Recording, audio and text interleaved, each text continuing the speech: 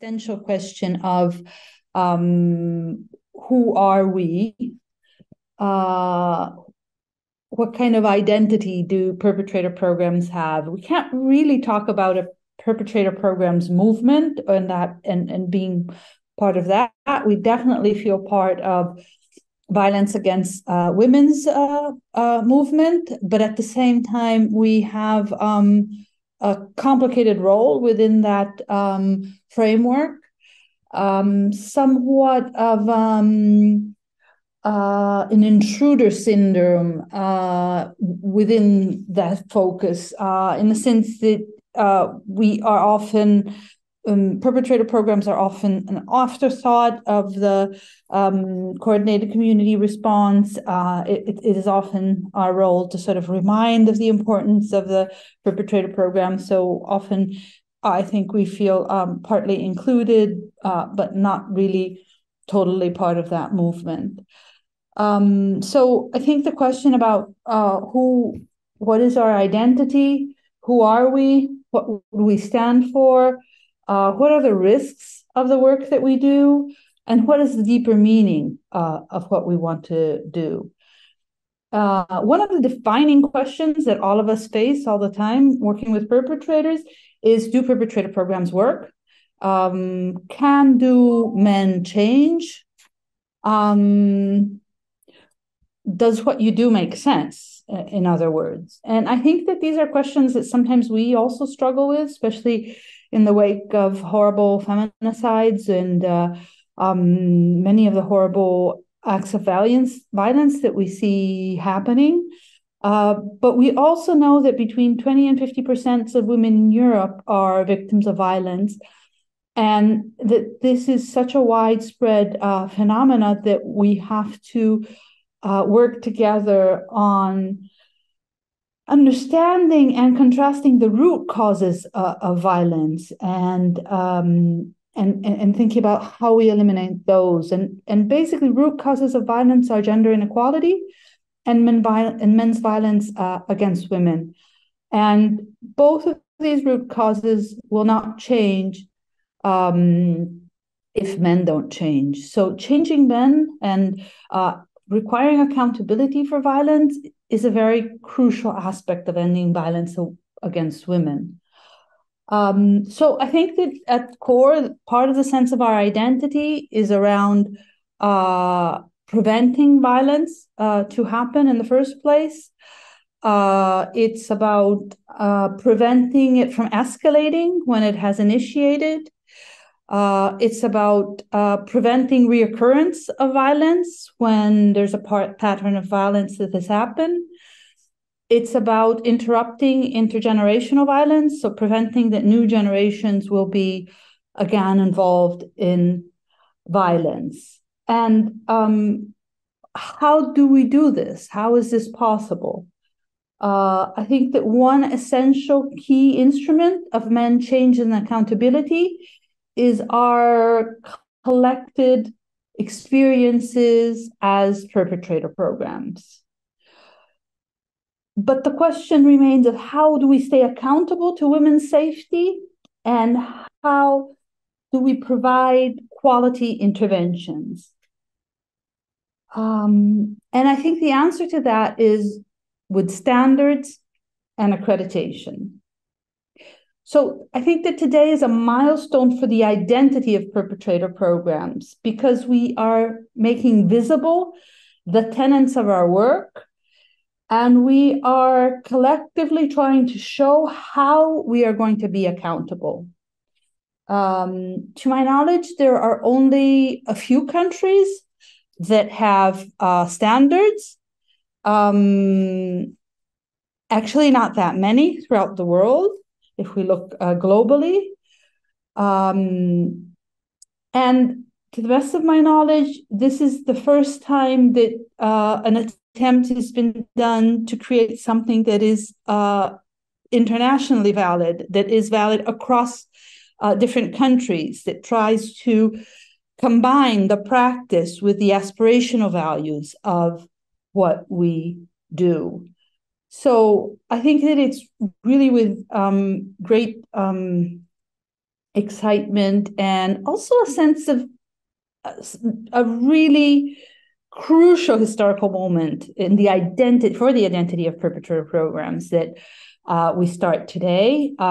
Thanks are due to central people that made this possible, particularly Sandra Jovanovic, that has been working together with our members, together, bringing together all the expertise and everything around this process. But also Berta Val, that has been supporting with all the research and the evidence base of the work, and obviously other people within WWP that have supported their work all along, like Marianne that will be talking, and Anna and Ola and Nora. So there are a lot of people. It's a team effort, but I really would like to highlight how crucial they have been in developing what you will see. I think that today's milestone will be WWP's legacy. I hope one of the elements of WWP's legacy. So I am really excited to pass it back to Anna and proceed with this very exciting moment.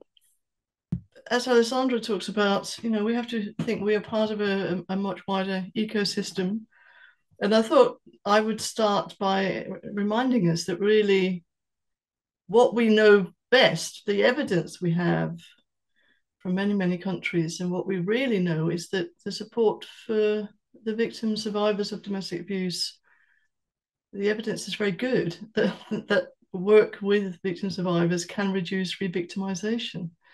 It and obviously helps recovery and so on. It creates what the Swedes and more recently Liz Kelly also use as the notion this talking about the space for action that victim survivors have to build new lives. But if we don't do something about perpetrators, the violence then doesn't stop. The perpetrator may continue re-victimizing the same victim, but also go on and find someone else to have a relationship with whom they also are abusive to. So we get both repeat and serial perpetration. And that's why perpetrator programs are so important, because they add extra further levels of safety to victims and survivors. So at the heart of what we're doing in WWP, we always keep the victim survivor at the center of that work. And that's also what's there in the standards, as we will see.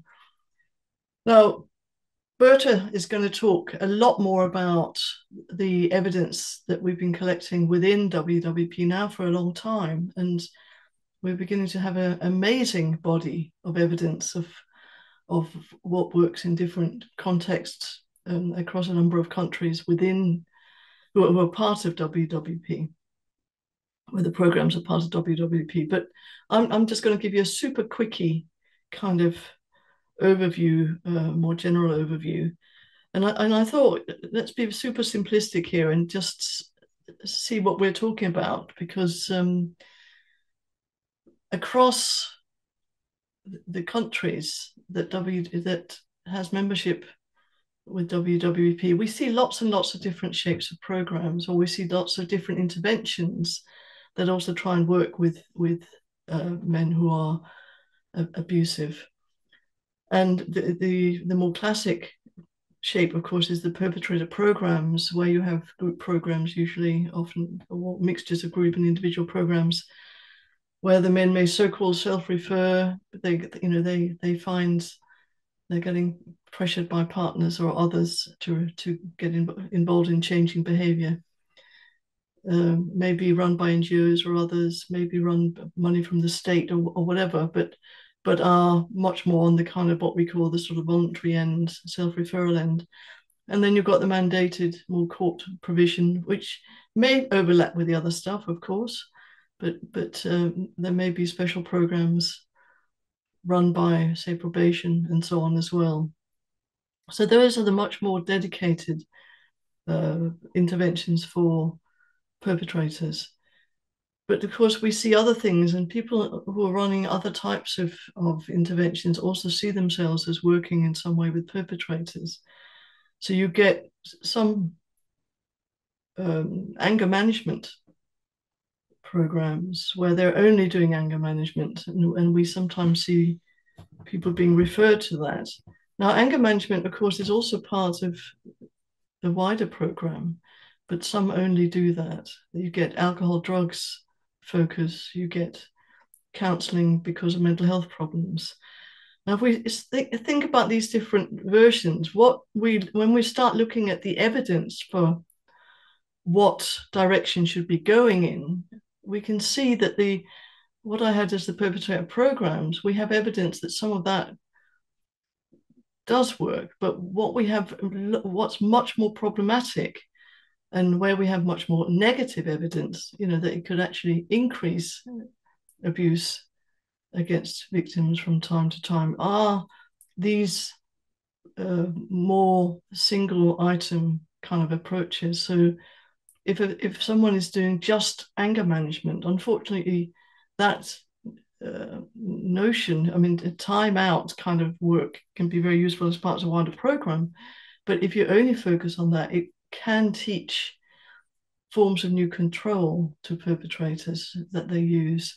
And we see that coming through in the evidence. Then just counseling, again, it can be focused just on the perpetrator's own background experience, trauma, and so on, but without challenging the abusive behavior. And again, ends up with a little me kind of approach rather than challenging what's going on within the relationships and so on.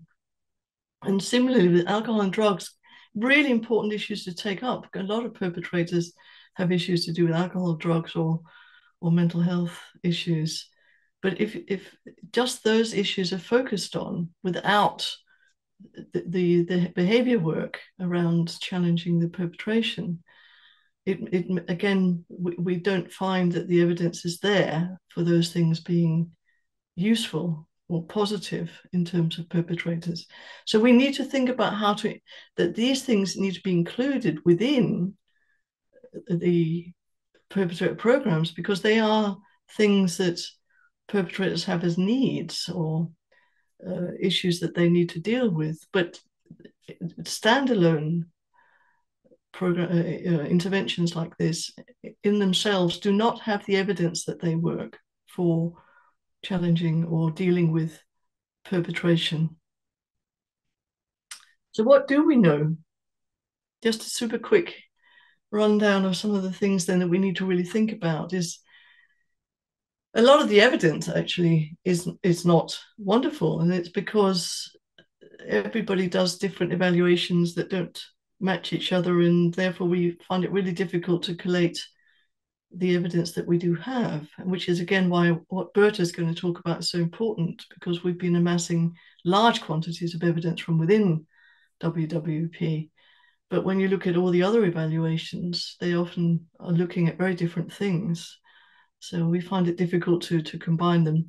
But even so, we find that there are positive effects of programs, some limited effects, different sort of positive effects. Also, that programs work better if they're targeted to specific need and a longer term. So one of the things that we might want to talk about is length of programs, and that's also within the standards. But also these needs I was talking about being looked at by other types of interventions, if they are also dealt with within perpetrator programs, but in a targeted way, we actually find the evidence is pretty good. The other thing is that different groups of perpetrators may need different interventions in other ways, like to do with severity of the risk and harm they pose. So very high risk, very high harm perpetrators often don't engage with programs. They can't be in groups, but they may actually do very well if you have an individualized approach that deals with disruption and need, which is some of the evidence that we have got. But most programs actually work with moderate or lower level harm, and the standards we're looking at today focus more specifically on the sort of medium, moderate harm, and are not focused on being able to deal with high levels of risk and harm. But there are other standards in other countries where they have started to incorporate that. Then you've got some of the work that Berta and colleagues have brought together, looking at a lot of evaluations and finding that what again is very interesting, which is that repeat perpetration, recidivism, being more prevalent in younger cohorts. And there's a real issue there again about specific need around age. Of course, we find most perpetration that the national prevalence surveys record is 16 to 25, or possibly up to 30. We also find in some of the evidence that once perpetrators reach the age of about 32, 34, they seem to engage better with programs and there may be better outcomes. So there are real issues there about age and what are we thinking? Do we need different approaches for different age groups and so on? And then back to what's to where Alessandra started, which is that our place within the whole system and the coordinated community response. And Gondolf and various others, of course, have found that it is the system that matters, being embedded within coordinated community response, where other agencies are also working along a similar direction. That is what also really enhances outcome. If everybody is working on in the same way and overseeing and overlooking what's happening with perpetrators alongside the victim services. We've got good evidence on that. And then you've got the work of Juha and others in Finland, for example, who've looked much more at facilitation, what happens within the programs in terms of the facilitators. And again, there's clear evidence coming out that the facilitators really need specific knowledge and training on gender-based violence. It's no good having all sorts of other training on being able to deal with psychologies and psychopathologies and so on and so forth. But they actually need also very specific knowledge and training on gender-based violence and dynamics of how abuse works in order to get more positive outcomes. And then I just thought I'd throw in something where we haven't got good evidence, and that's about online programs. They're clearly one of the things that start to come through with COVID was doing some of this work online. But there are lots and lots of questions still about what might work, what doesn't work, does it work at all to use an online approach with perpetrators? And again, those questions are also reflected within the standards. So I think all of these issues, in some ways, this evidence that we do have from many, many countries is embedded and underpins what we see in the standards. And I hand over now to the rest of you to talk about those. So I wanted to start today reflecting together about the question of do perpetrator program work. So as you know, and as Marianne has already reviewed, we don't have a clear answer about that in research nowadays. We have some evidences of things that work, but we don't have a complete, let's say, answer of do perpetrator programs work. This is because of many factors. So first of all, because it's a difficult question to answer, because there are many factors involved, but also because the research that has been conducted until now is very fragmented. What do I mean with this? I mean that we have different tools that have been used to measure the outcome, but also we have had different approaches to outcome. So we have understood outcome in different ways. And this has made it very difficult to answer to the question if perpetrator programs work. So, and it's specifically for this reason that at WWP, we decided to develop the Impact Toolkit. And this Impact Toolkit, for the ones that don't know it yet, it's a tool that we specifically designed it to assess the outcome of perpetrator programs. but including also the survivor's perspective.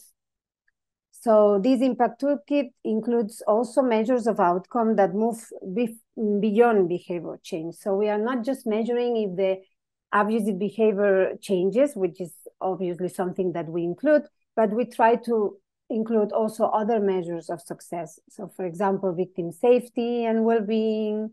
It also includes measure of the impact or the consequences of violence on women and children, and other important aspects for the outcome of perpetrator programs, so just, for example, motivation, accountability of perpetrators. So all of these aspects are included in the impact toolkit. You can find more information about the impact toolkit in our website also. So basically, when developing the standards and reflecting on the question of what works in perpetrator programs, what we did is that we conducted a desk research. So we read and we looked for different researchers that would assess the outcome of perpetrator programs. We end up reading and reviewing 46 scientific articles and 33 systematic reviews. But as I have been saying at the beginning, research is not conclusive on what works in perpetrator programs. And there are still many challenges and shortcomings in research when evaluating the outcome of perpetrator programs. So we also decided to include the results of the impact toolkit, the tool that I have just been mentioning. As I've been saying, the toolkit includes several measures of outcome. For the work on that we have been doing in the standards, we decided to consider two main outcome measures. We decided to include the reduction of violent behavior, comparing beginning and end of the program. And we also included a second measure of outcome, which is the increase in safety, according to the victim or survivor.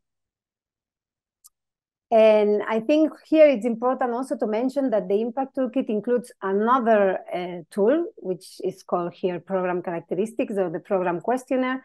And with this tool, what we do is that we assess or we gather information on the characteristics of the program. For example, we gather information about the staff.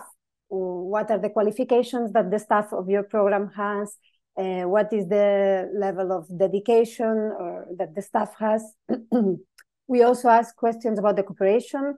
So what is the level of cooperation of your program with other agencies? With how many agencies do you cooperate? We also ask other aspects, so just, for example, the length of the program, the approach that you follow in the program. As you know, we have several different approaches that can be followed, as Marianne was mentioning also. We also ask about the risk assessment procedures and the management of these risks, and many other aspects. So as you can see, we have a very thorough description of how is this program working and what are the characteristics of the programs. And then we have these measures of outcome. So this, because we had these two different tools, this allowed us to compare the program outcomes with the program characteristics. And therefore, we have been able to explore, because this is not an answer that I think that will be answered totally or definitely, but we need to keep gathering evidence to answer to the question of what works for whom and under what circumstances. So we need to know, okay, which characteristics of the program work better for these men, for example. No? So this is what we have been doing with the impact toolkit.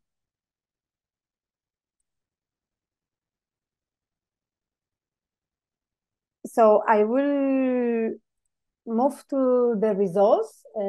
So with the desk research that we have conducted and the analysis of the impact toolkit in which several programs participated, we have divided the results in these 5 different dimensions. First, I will be mentioning the results that are related to the safety and well-being of survivors.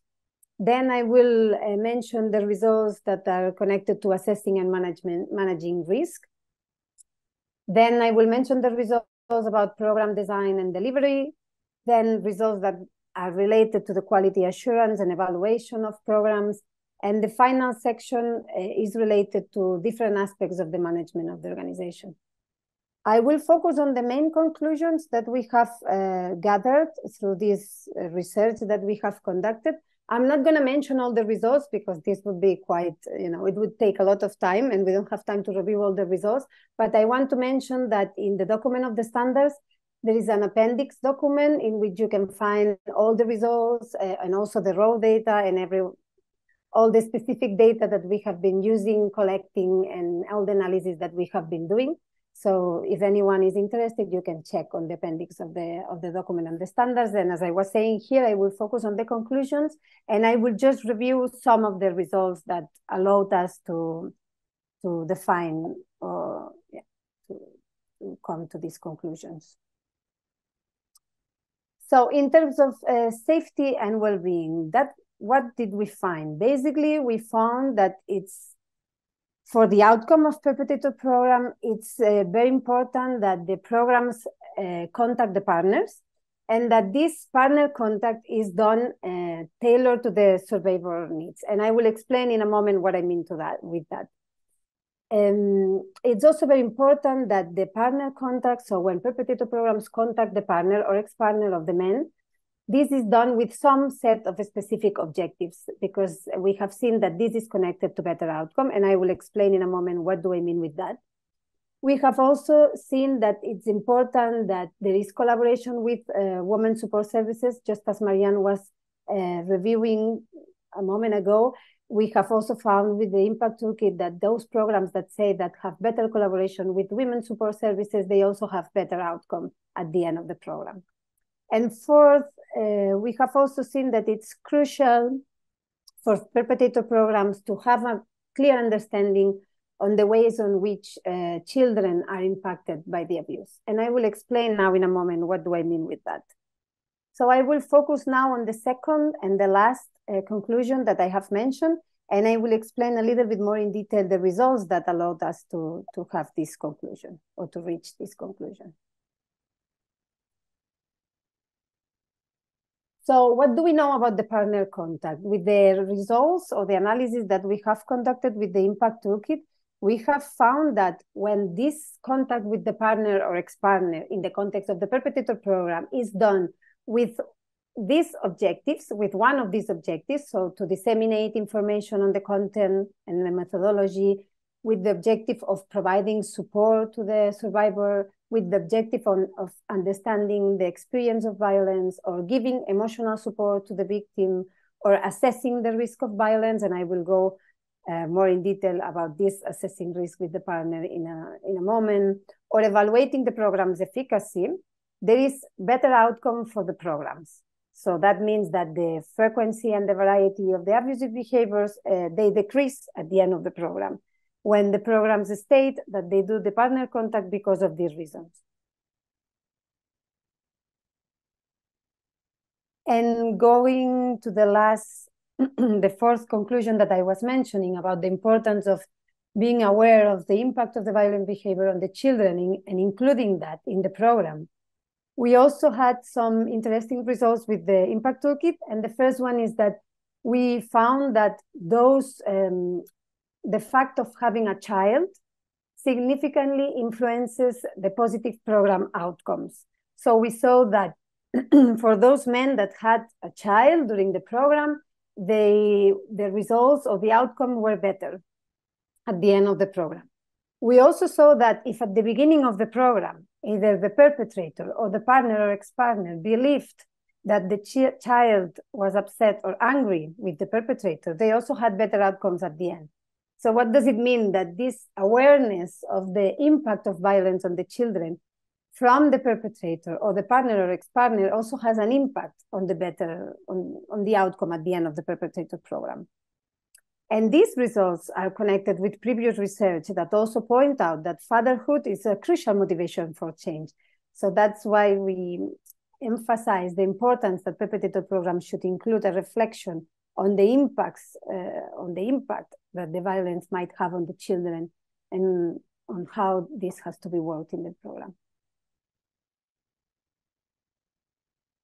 So moving to the second dimension, on assessing and managing risks with the results of the research.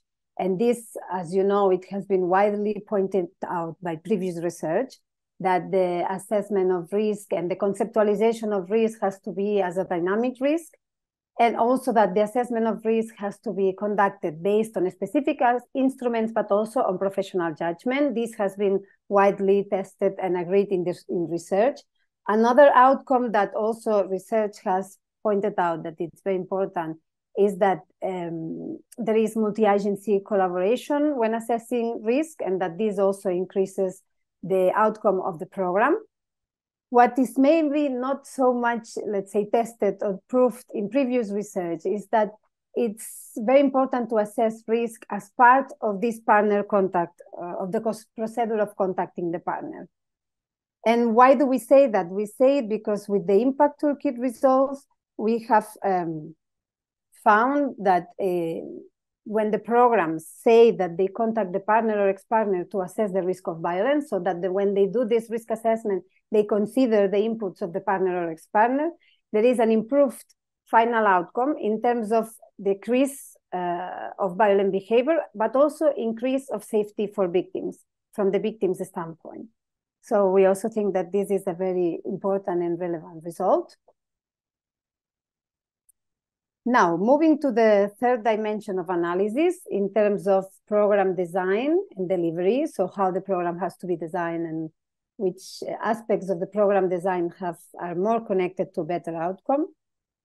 As Marianne has been mentioning also, research has widely proved or pointed out that it's important to tailor the intervention to the specific needs and characteristics of the perpetrators. In terms of the importance of including a gender approach in the perpetrator programs, and in terms of which is the best approach to be followed, there is discrepancy in research, so there is no agreement. Some research found that cognitive behavioral approach is connected to better outcome. Other research has found that the Duluth model is connected to better outcome. Other researchers didn't find differences between both. If we look at the results that we got with the impact toolkit, we can see that those programs that say that they follow a Duluth model, they have better results. However, we have not analyzed how this model is being applied in the different programs. We just rely on the accounts of the programs.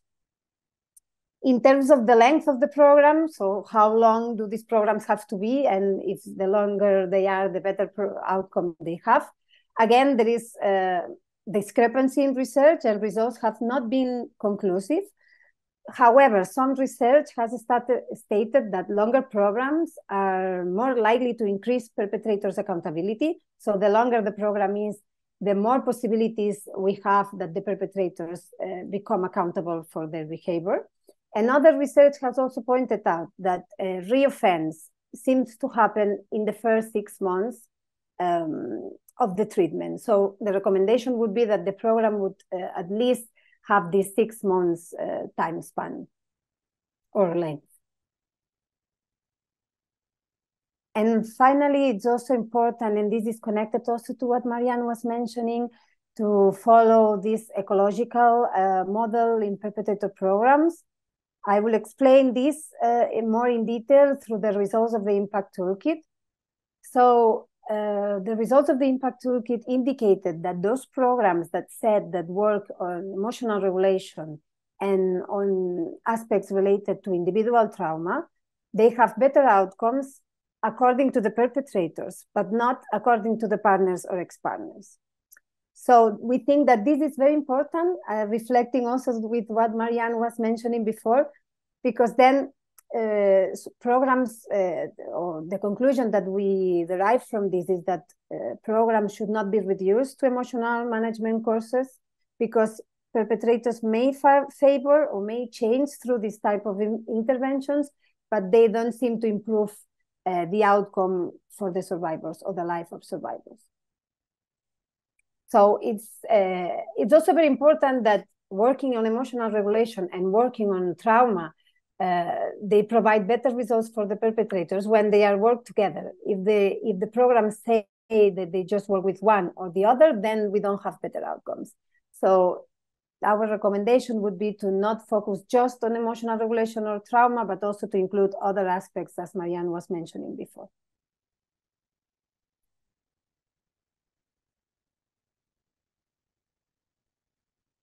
So moving to the other dimension of the results, quality assurance and evaluation. First, we found some research, and also the results of the impact toolkit show that it's important that staff of that the staff working in perpetrator programs receive supervision. So we saw that those programs that say that they offer more supervision to their staff, they also have better outcomes. We also saw that the quality, or basically that there is sometimes a lack of quality assurance measurements or descriptions in research. But for the impact toolkit, we saw that it's very important that the staff has training, and more specifically, that the staff has training specific on gender-based violence. So, and we've seen that when the staff of the perpetrator programs has training specific on gender-based violence, there is better outcomes. And that doesn't happen when they have any other type of general training, but when they have this specific training on gender-based violence. And this result, we think that it's very important. There is some previous research that also reflects on the importance of facilitators training and capacity. For example, the research from Juha Kolma and colleagues. But with the impact toolkit, we have been able to detect that specific gender-based violence training has a direct impact on the outcome of perpetrator programs. Finally, we have also detected that including the survivor's perspective when conducting evaluation also increases the program outcome.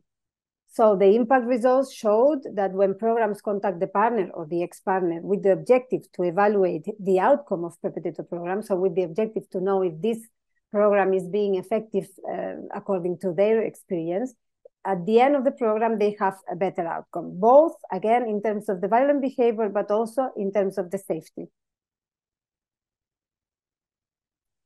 So we are moving now to the last dimension that in which we distributed the results of the research. And this is referred to the management of the organization. Here, it's important to emphasize these two aspects, having a mixed gender facilitation team and also having stable and full-time dedicated workers. So what did we found? With the impact toolkits, we found that when we have programs that work in group, having a mixed gender facilitation team, so a man and a woman facilitating the program, proves to be more efficient. Again, in terms of behavior, so the program has better outcome in terms of reduction of behavior, but also in terms of increased safety for victims. And then we also found with the impact toolkit that the programs that have more full-time workers, they also have better outcomes in the program.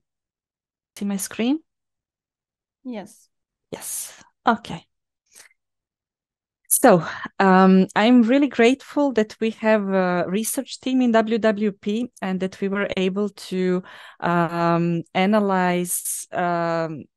evidence base of perpetrator programs and include that in our standards. However, this wasn't the only source of information that we have used. And that's because we think that the more sources of information that we use, we will have more better standards and more reliable standards. So apart from the research, we were also looking at the international guidelines, especially the Istanbul Convention and related documents. We also incorporated learnings from in-depth mappings of perpetrator programs in different countries. And that was really useful because we could see and identify how certain principles that sound okay can be implemented in the wrong way in the practice. So we were able to integrate this in standards. And what's also really important is that we incorporated practitioners' insights And I can already see some of you who took part in our expert working group or who contributed as WWP grantees. And I want to say how much we appreciate this one more time, because your contributions were really valuable for making this document the way it is now. So we combined what we call the evidence-based and practice-informed base and created European standards. And our goal was to create standards which will lead to victim-centered, effective, safe, and accountable programs. There are many reasons why we believe that all of us do need European quality standards. I will mention just a few. What we could see across Europe is that there's a lot of the things that we know about what works in perpetrator programs and what should be part of perpetrator programs. However, the application in practice is not always, doesn't always follow that. And also we could see countries in which the practice was more advanced and they had different quality assurance mechanisms, some had standards. And our idea was to act in synergy with these country efforts and to collaborate in both directions, so that actually the learnings that they can bring inform European standards, but also that European standards can inform further development of their standards. And our intention was also to inspire countries, which are actually the most of the European countries, to ensure the quality of their work. And they can do it in different ways. We would be really happy if we could see more country-level standards in different European countries. Also, another reason why we need European standards is actually to be able to show the good work that many of us are doing and to be able to show that at the international level. And I think that this is also really important, because in our niche of work, sometimes it's not so easy to get the recognition and the value that we have and that we would like. So this is another way to do it. When we were designing standards, we were aware of the complexities that we are designing something that should be relevant for the whole Europe. But on the other hand, that's something that can also be applied in each and every country. So when designing standards, we were trying to set up key principles and key things that have to be there, but to allow diversity and to allow different needs and different contexts and different way of doing things. And I do believe that we succeeded in this. So this is a really quick intro into our standards. When we were thinking about what is the best way to present you standards, we had two options. One was to have really boring presentation and me telling you a lot of indicators and standards and so on. And another option, which we preferred, was to prepare a quiz. This quiz reflects all the sections that we have in standards and the key indicators that we have in standards.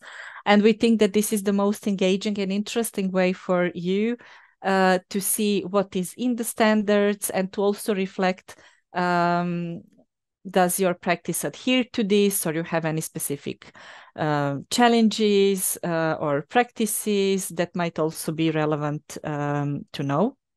So I will invite you now to take the quiz that we have prepared, and Anna and Ola will share the link to the Google Forms. What's also important to mention is that while you are going through the quiz, please note that the questions relate to your work with male perpetrators of violence against their female partners. I know that some of you also work with other types of perpetrators, other types of clients, and that's okay. However, when you respond to the questions, please make sure that you are responding having this population in mind. The quiz is anonymous, so no pressure about your results being visible. And please also, when you submit your scores, you will be able to check your score and get the feedback and check the correct answers and wrong answers. This is something that's going to be really interesting for you. The way that we want to do this is we will combine quiz and relaxation time.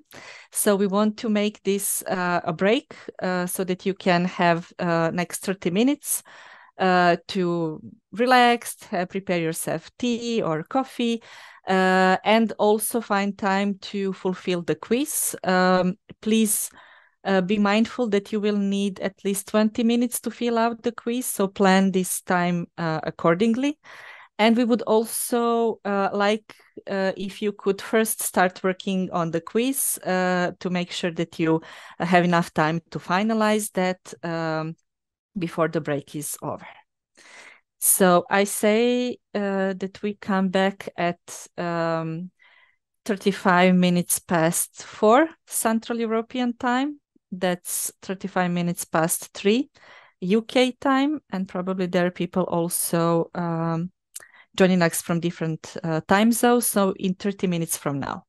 So you can turn off your cameras, mute yourselves, and enjoy our quiz. Also, if there are any questions or dilemmas, just let us know.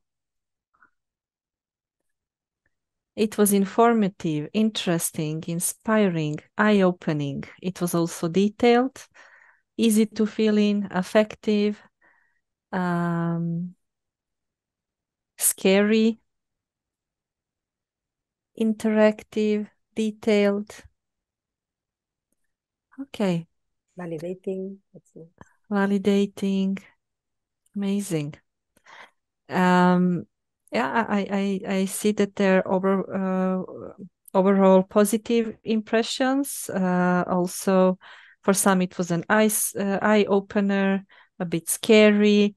Yeah, this is all okay. What I want to share is actually to also invite you that in the feedback form you write us anything that you think it's important for us to know regarding this quiz, because this is something that we want to develop even more. So Kay, thanks a lot for this observation, and we will definitely keep that in mind. And what we would do now is we would like to share the results. So Google has prepared a summary for us, and we will not go through all the questions, but yeah, just to grasp on the results and the strengths that we see in the group, maybe some challenges that you face with. Berta, what do you say? Yes. So am I on mute? Yes, right? Because now I don't see the... I can see you. I can hear you. Still okay. Not see you, but... well, but you can see the screen? Yes. Okay, so we've been, as Sandra was saying, having a very interesting time seeing the results. This is the first time we showcase the quiz, so we are very happy to test it. And as Sandra was saying, also to get all your feedback. As you can see, we can see that this is like the average of the total points, no? And the total results that you have obtained for you. So we are really happy because we can see that most of you are placed around 73 points, from 73 to 100 points. So this is on the upper side, let's say, of the punctuation. So that means that you already have a lot of good practices in place and that you are there to the standards in many different aspects. So that first, I think it's... Berta, could you zoom in a little bit on your screen? Or yes. I don't know who's sharing, but yeah. I am sharing. Can you see better now? Yeah, a bit more. Yes. Yes. Now? Yeah, sorry. So here you can see the different, so this is each of the responses. And here you can see the number of people who obtain punctuation. So here we see that 5 participants had 91 punctuation over 100. So this is really, really good. We see also 2 that had 97. We see 2 of you 84, 3 72, 2 70. So as I was saying, most of you are placed in the upper side of the punctuations, but so this is why we were saying that it seems that most of you are already adhere to many of the standards. And here also we can see something that Google does for us very nicely, which is a summary of the questions in which you had more challenges, no, or in which that were more difficult for you to respond for one reason or another. So, for example, we can see that 13 of you, 13 out of 29. So that's, for, I think it's less than, So you say that you are not evaluating the work that you are doing, or we also have 6 out of 13 that do not have external evaluation.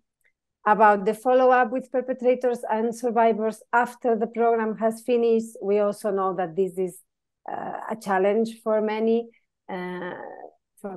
practitioners still. Then also the question on which perpetrators do you accept in your program.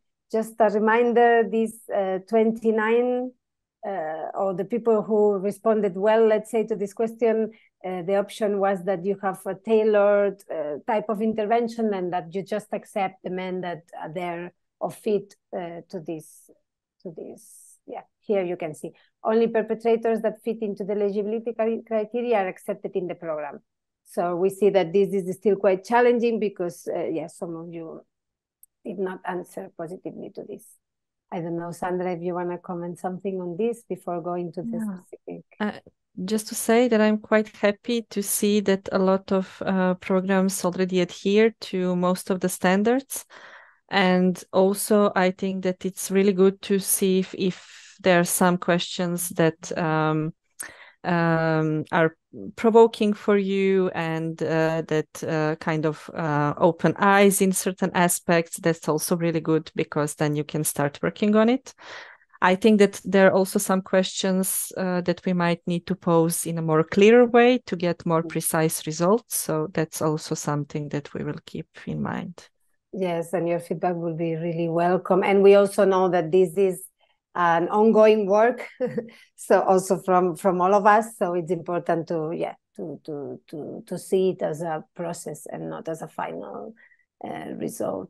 And also we were very happy, right, Sandra? We were discussing this together before that, for example, in terms of safety and well-being of survivors, we have great results, and we know that this is a very important area of the standards. So we can see, that many of you already. It's really good to see that. Mm-hmm. Then it was also interesting, this question of what do you do during the partner contact? And we can see here that many of you inform the survivor about the goals, the structure and content of the perpetrator program. So more than 90% of you said yes. And also here that informing the survivors about their hopes, fears, and the program limitation, also most of you said yes. So this is also very important from our perspective. Mm-hmm. And then we were also mentioning the risks. I don't know, Sandra, if you want to... Yeah, this was also really positive for us to see that most of you have clear procedures on risk assessment that all professionals follow.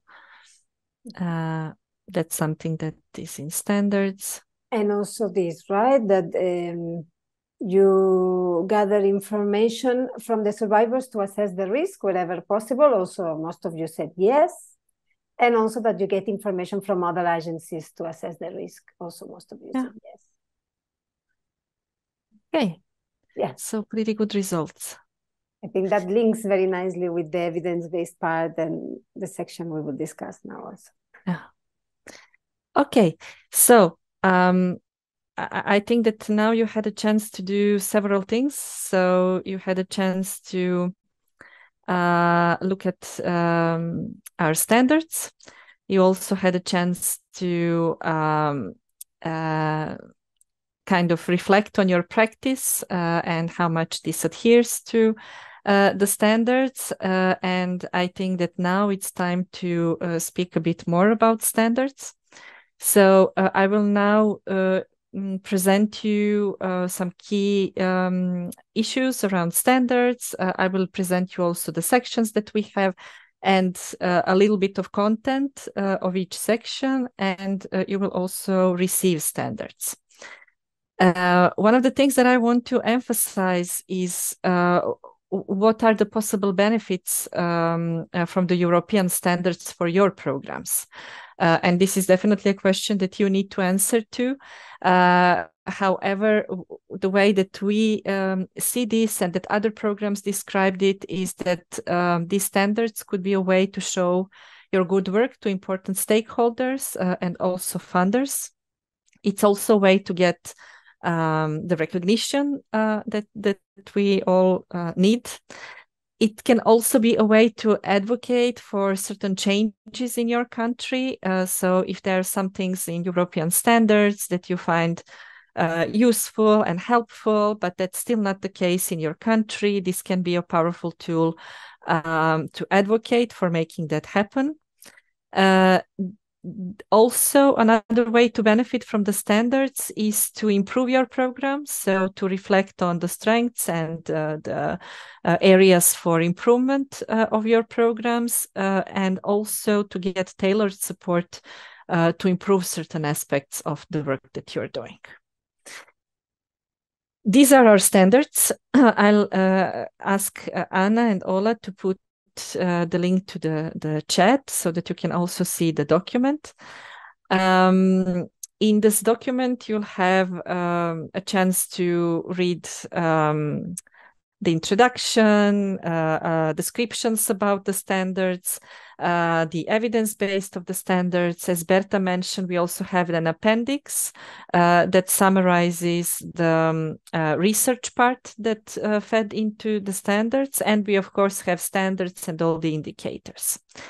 I want to flag that this is a working document. What we mean by this is that actually this is a document that will have an ongoing revisions and that over the next year particularly, we will be gathering a lot of feedback and a lot of information about our standards so that we can issue the revised and updated version in 2025. So this is also the invitation for all of you to engage and cooperate with us in this process. We will be sharing information on how you can be included, but also if there's anything that comes to your mind, please reach out and we will be really happy to involve you in the process. The standards have its scope. So they are designed for adult male perpetrators of violence against their female partners. We did contemplate and discuss quite a bit about should we narrow the focus to this particular population, or should we broaden standards so that they cover work with different kinds of perpetrators.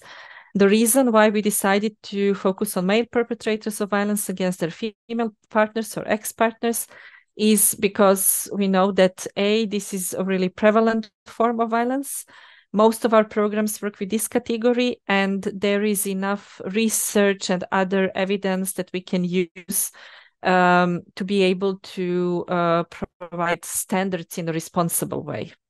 However, this might change over time, but this is the current scope of the standards.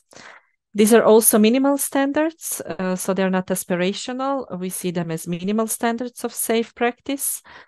They are for in-person perpetrator work because, as Marianne explained, we don't have enough research or practice experience to be able to claim certain things for an online perpetrator work.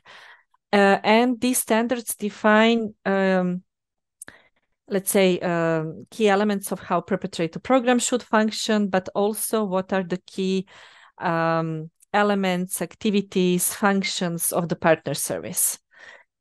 The reason why we decided to also focus on what are the key elements of functioning of the partner service is because we know that this is a crucial element of safe work. And we saw that in certain countries and organizations, if this is not well defined, this is reduced to just referring survivors to support without any elements that actually ensure that the intervention is provided in the safe way. So this is why we included this aspect in standards.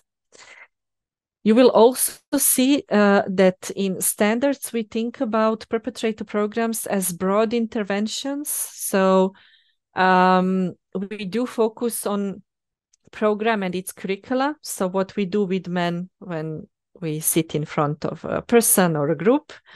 But we also focus on elements that are connected with service providers and the elements of the framework for perpetrator programs, like the multi-agency work, like the resources and this and similar aspects.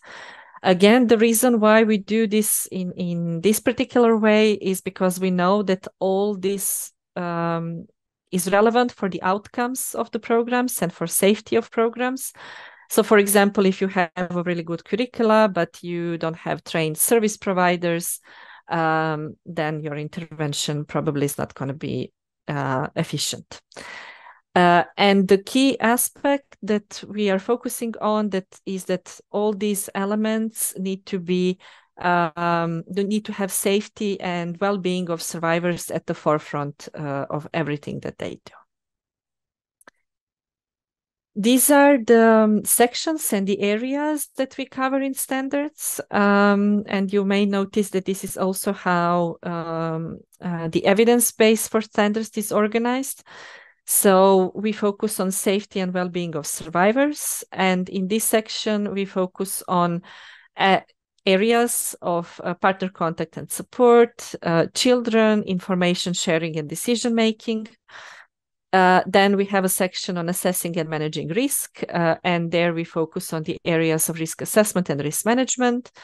A section on program design and delivery, and we have areas of who are the target groups, duration and structure, goals, approach, and content, quality assurance and evaluation, and the areas are competent staff, evaluation, and also management of the organization. So we have areas of organization and management structure, and also resources.